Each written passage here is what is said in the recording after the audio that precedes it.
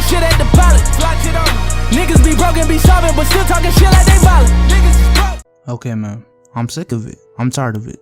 Until further notice, I am done defending Danny Ainge's ass. It really is getting ridiculous at this point. It really is. So if y'all didn't know, the Oklahoma City Thunder traded Victor Oladipo and Sabonis for Indiana's Paul George.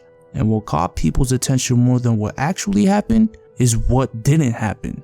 And that is Paul George going to the Boston Celtics.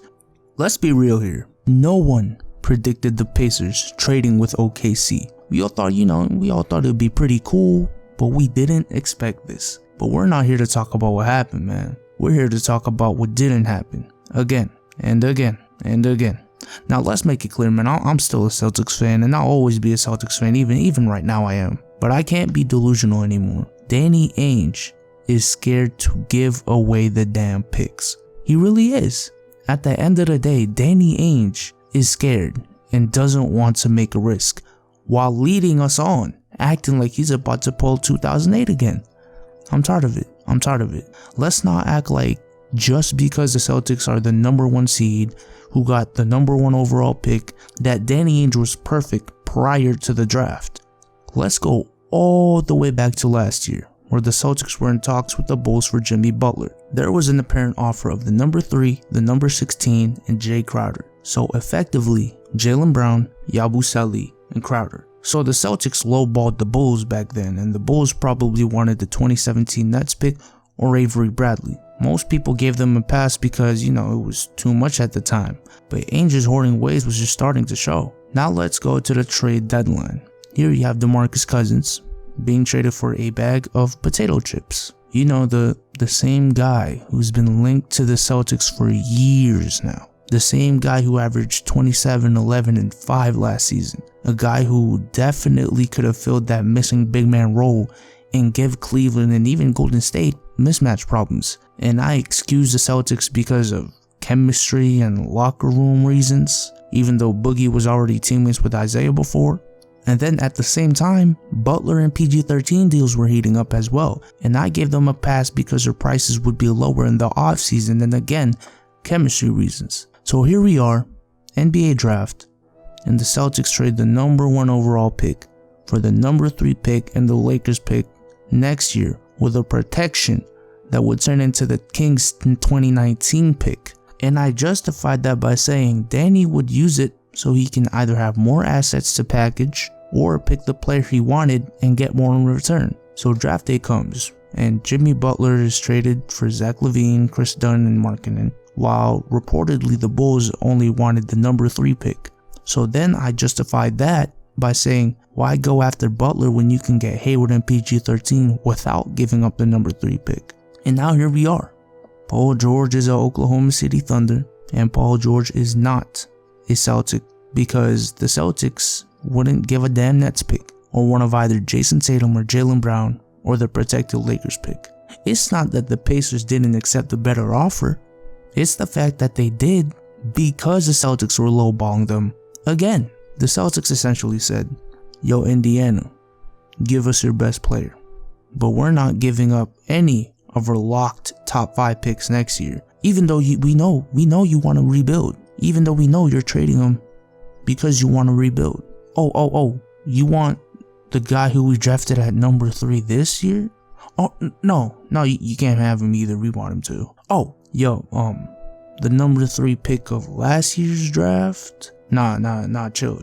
We need him. You know what you can get? Here's 3 late first round picks. Protected. They're still first round draft picks though.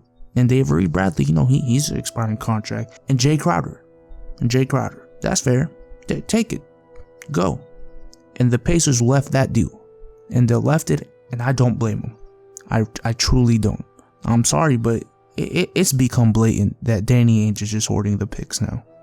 And now here we are, missing out on Butler and Paul George because he wanted to hang on to these young guys so bad when he could have traded the #3 for Butler and the Lakers pick and the 2018 pick for Paul George. And I'm sorry, but that Celtics team would have a good chance at beating the Cavs and probably give the Warriors a run for their money. I'm not gonna lie. I could make a separate video on it. And I know the Celtics should not have overpaid for Paul George. But damn it, Ainge, you gotta give him something. They didn't want all of Jaylen Brown, Jason Tatum, and the Nets picks. They probably just wanted one to the deal you already offered. But your hoarding ass wouldn't give them one? And now, what's the selling point to Hayward? Can someone explain to me? Max contract and lose to LeBron in the Eastern Conference Finals? If anything, he might have a better chance in Miami and get more money without the tax and live in frickin' Miami. And I know even if we do get Hayward and George, we'd still lose to Golden State. But if all we had to do was give up one valuable pick in Avery Bradley, who's an expiring contract, and Jay Crowder, who we wouldn't need regardless of a trade because of Brown and Tatum, and no assets will be lost with signing Hayward in free agency, then what the hell, why not do that? So now my question to the delusional Celtics fans is, what's the plan now? In fact, was there a plan to begin with?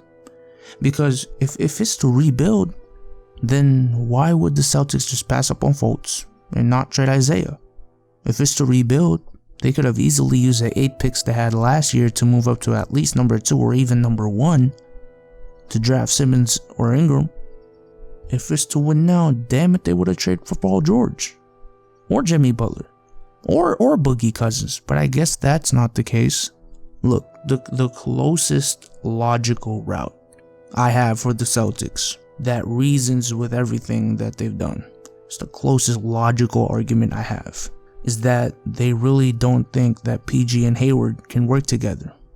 And they'll just wait and see if a guy like Porzingis or AD or even Boogie becomes available, because they fit their system better and will legitimately give them an advantage over Cleveland and Golden State. And then they would probably throw everything they had for them. But the chances of them being available in the first place is like 5% or less. And the chance of them trading with the Celtics in case they become available is like, 30% or less. And then you have to factor in Danny's hesitant ass, so another team is probably going to swoop in instead of the Celtics. So again, I just don't see the direction. I just don't. Unless I hear IT or Horford trade rumors that will indicate a rebuilding mode. And even then, let's not act like the Bucks and the 76ers aren't built for the future too. Let's not act like the guys we drafted or the guys we're gonna draft are gonna be as good as a Giannis or a Ben Simmons or a Joel Embiid. And even if they are they gonna match up well against those teams? I'd highly doubt that all of those would happen. And right now, you have Isaiah in his prime, Al Horford playing extremely productive basketball, and you had 5+ chances to trade for a guy to put you over at least just the Cavs. And you could have traded for two guys who could have put you over the top. But you wanted to hang on to these damn Nets picks. My question is, when is enough enough? We've been telling ourselves, oh no, it's okay because there's another opportunity. And then when we get to that next opportunity and the Celtics do nothing, we say the exact same thing and just redo the whole cycle again. And we've been through this cycle for 5 to 6 times, Danny Ainge. Or, can you at least not talk about fireworks? Or we'll be working the phones in July? Or, goddamn man, at least get better insiders. Because I swear to God, 90% of the insiders I see are from Boston and work in Boston radio stations, while every other team is only reported by the national reporters, or at least not as frequently as the Celtics, because they could be the ones making up like blatant lies that gets our hopes up as NBA fans, not just the Celtics fans. Like, damn, you know what, man, this is just my conclusion. I'm not trusting Danny Ainge no more until he does something that I can see with my own eyes. That's an actual Woj bomb. Trust is earned, not given. Hey yo, but with that being said, man, I'm recording this at 4 a.m. in the morning. I know I sound very quiet. I'm not trying to wake anyone up. But with that being said, man, I am out. Peace.